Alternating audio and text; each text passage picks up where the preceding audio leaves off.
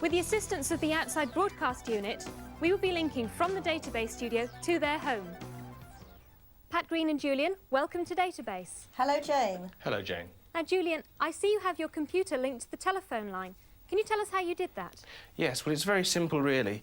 The telephone is connected to the telephone network with a British Telecom plug, and I simply remove the telephone jack from the telecom socket and plug it into this box here, the modem. I then take another wire from the modem and plug it in where the telephone was. I can then switch on the modem and we're ready to go. The computer's asking me if I want to log on, and it's now telling me to phone up the main Prestel computer, which I will now do. So it's a very simple connection to make. Extremely simple. And I can actually leave the modem plugged in once it's done that without affecting the telephone. I'm now waiting for the computer to answer me. It answers with a tone, and then I just flick a switch on the modem and replace the receiver. And things are starting to happen. Things are starting to happen. The Prestel computer is now asking me to enter my own personal password, which I've now done, and it comes up with an opening screen. And Julian, can you tell me, what is Micronet? Well, Micronet basically is an area of Prestel that's specially designed for microcomputer users. It has a lot of facilities. It has a magazine-type page of what's new today, the daily news, reviews of the current software that's available. There's a letters page so people can write in. There are programs available on Micronet that you can load directly down the phone line.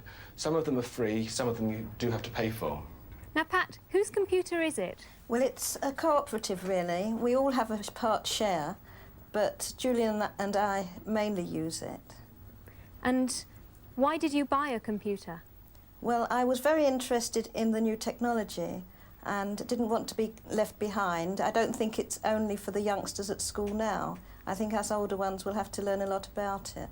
And what do you use the computer for? Well, for keeping household records, such as what I have in the freezer and people's telephone numbers and addresses.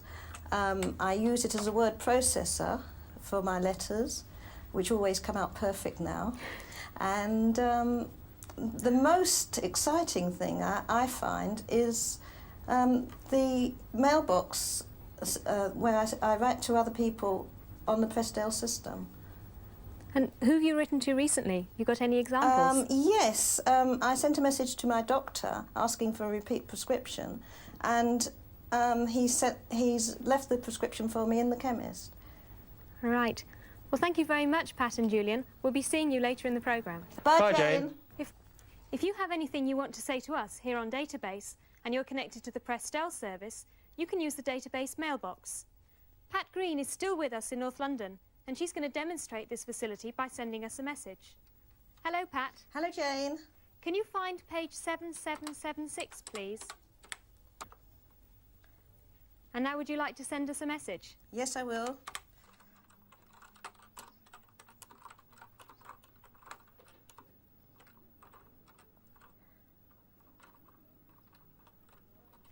And I should be able to get the same message now on my screen.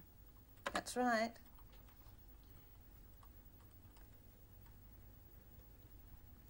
Thank you very much for your good wishes, Pat and Julian. You're welcome. You're welcome. If I want to get that message printed out, I can do that as well, just by hitting this button.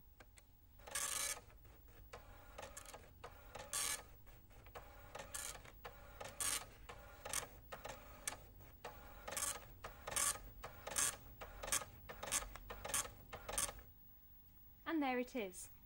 And by the way, we've heard some rumours that Commodore are planning to launch their own rival to Micronet, which will come complete with a modem.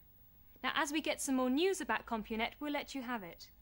In the meantime, if you want more information about Prestel or Micronet, then why not have a look at the Database newsletter, which you can find on Oracle, page 182. That's page 182. Now, if you own a BBC Micro, stand by for the software transmission. You can record the data directly from the audio track of your video cassette recording of Database.